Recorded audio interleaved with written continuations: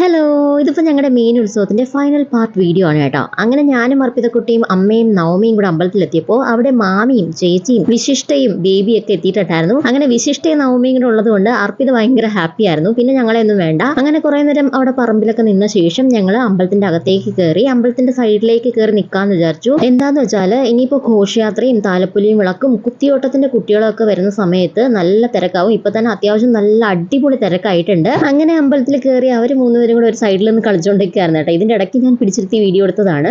അപ്പോഴേക്കും ഘോഷയാത്ര ഫുള്ള് വന്നിട്ടുണ്ട്. താലപ്പൊലിയും വിളക്കും കുത്തിയോട്ടത്തിന്റെ കുട്ടികളും അമ്പലത്തിലേക്ക് കയറിയിട്ടുണ്ട്. ശേഷം പുഷ്പവൃഷ്ടിയോട് കൂടിയും വാദ്യമേളങ്ങളുടെ അകമ്പടിയോട് കൂടിയും ദേവിയെ അമ്പലത്തിലേക്ക് സ്വീകരിക്കുന്ന കാഴ്ചയാണ് നമ്മൾ ഈ കാണുന്നത്.